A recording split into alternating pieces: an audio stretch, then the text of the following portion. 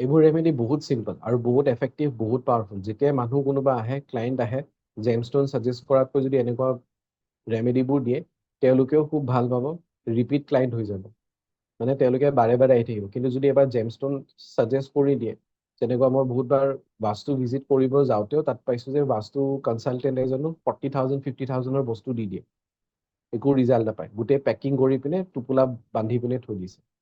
তাৰ বাহিৰে যদি বাস্তুত আমি বহুত চিম্পল চিম্পল ৰেমেডি এনেকুৱা দি দিওঁ ন, সেইজন মানুহে বাৰে বাৰে মাতিব। কিন্তু ছেইম এষ্ট্ৰলজিটো যদি আমি তেনেকুৱা বহুত জেমষ্টন, কাৰণ জেমষ্টন কিয় ছাজেষ্ট কৰি দিয়ে, ক'ৰবাত 1,000ৰ ষ্ট'ন এটা আনি পিনে 10,000ত বিক্ৰী কৰি দিয়ে, ভিজিটিং কম ৰাখে, 400 500, প্ৰডাক্ট ৰিলেটেড বস্তুত মানে তেওঁলোকে বেছি চেল কৰিব চেষ্টা কৰে। সেইকাৰণে জেমষ্টন মেক্সিমামে ছাজেষ্ট কৰে। হয়, প্ৰিয়াংকী বাইদেউ। স্যাৰ হুম, হুম। বুজি পাইছো, ভাল লাগিছে ক্লাছটো।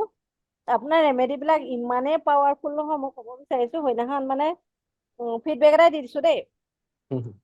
সেইদিনাখন মানে কেছ এটা আহিলে, নিউমালজিটো মই অলপ মোবাইল নিউমালজিটো শিকিছিলো যে, মোবাইল নাম্বাৰটোৰে ক'লো আৰু তেওঁলোকৰ তাৰপৰা মোক ফোন কৰি পেলাই ক'লে, গিয়েক ঘৈণীয়েকৰ মানে বিৰাট হেৰি আৰু, গিয়েক বেংকৰ মেনেজাৰ, ঘৈণীয়েক ইউনিভাৰ্চিটি প্ৰফেচাৰ নে, মানে তাহাঁতৰ ঘৰত মেডিয়া পাৰ্টিলৈকে গ'ল, মানে পুৰা হুলস্থুল আৰু ডিভোৰ্চ হ'বলৈ লৈছিলে। আপুনি দিয়া ৰেমেডি দিলো, তাৰপিছতে ৰিলেশ্যনশ্বিপৰ খিষ্টেল দিলো, সেইকেইটা কৰি সিহঁতৰ এতিয়া ইমানেই ভাল। আৰু হিলিং দিলে বাৰু, বাইদেউ এগৰাকীক কৈ দিলো মই, অকণমান হিলিঙো দি দিবচোন কেইদিনমান।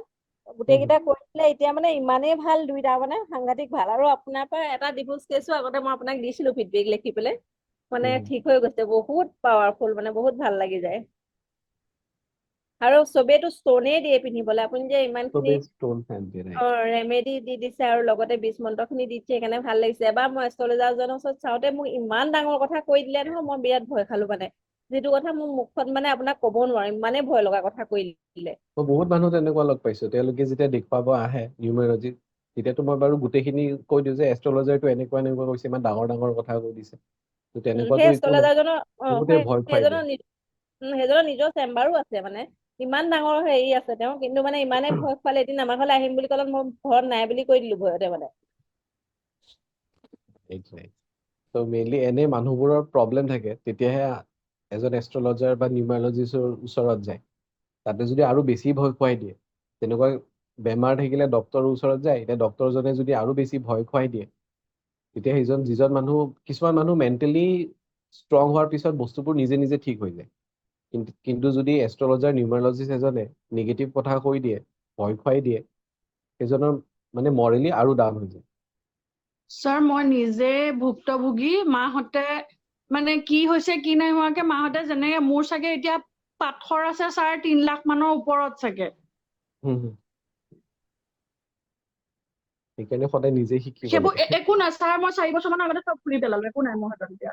চব খুলি পেলালো, মই নিজে খুলি পেলালো। তাৰমানে মোক পাথৰকেইটা কিয় কণ্ট্ৰল কৰি থাকিব? তাৰমানে মই 4 বছৰমানৰ আগতে মই এনেকুৱাই, ইটো দেখুৱাব মাহঁতে, দেউতাই বিশ্বাস নকৰে কিন্তু দেই, মায়ে বিশ্বাস কৰি পাতৰ পৰা পইচা গোটাই দেউতাক নজনোৱাকে ইটো সিটো। এটাতো ছাৰ 1 লাখ টকীয়া অপৰাজিতা নীলম কিয় পিন্ধাইছিলে মই সেইটোও নাজানো।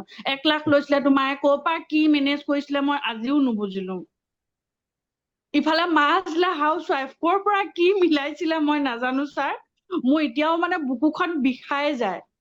ইভেন মোৰ হাজবেণ্ডৰ এনেকুৱাকে কৈ দিলে যে মোৰ হাজবেণ্ড মৰি যাব বিয়াৰ পিছতে। মই সোণৰ চেইন, জোৰোণত দিয়া সোণৰ চেইন ভঙাই মই মানুহজনক সোণত পিন্ধাইছিলো এটা পাথৰ।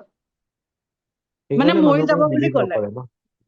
ছাৰ, মৰি সেইকাৰণে যাব বুলি মানুহবোৰে ক'লে। বিলিভ মৰি যাব বুলি কোৱাৰ পিছততো সদায় বোৱাৰীজনীকে দুখিব ন। মোৰ মূৰত সোমাই গ'ল যে যদি মোৰ মানুহটো মৰি যায় তাৰমানে মোকে দুখিব। আৰু তেতিয়া আছিলো বেছি, 23 বছৰ বয়সত বিয়া হৈছে ছাৰ, গতিকে তেতিয়া ইমান বয়সৰ কথাও নাজানো। বিয়া হৈ এবছৰো হোৱা নাই, 6 মাহ মানে কেতিয়া হৈছে। যেতিয়া তেনেকে কৈ দিছে ছাৰ, মানে নিজে বুজিব চাগে 5 লাখ মান টকা এতিয়া পাথৰ সোপা এনেই পৰি আছে। সেইবোৰ পইচা এনেই, মানে ক'ৰ পৰা কেনেকে পইচা গোট খাইছিলে, কি কৰিছিলো মই এতিয়া নিজেও, মোৰ মানে এতিয়া মই সেইকাৰণে আচলতে এষ্ট্ৰলজিটো শিকিবলৈ আহিছো। মানে ইমান ভুৱা কিয় মানে, বহুত ভুক্তভোগী মানে এডুকেশ্যন, নিজকে মানে এইবোৰ টপিক লৈ পিনে এডুকেট কৰাটো বহুত দৰকাৰ।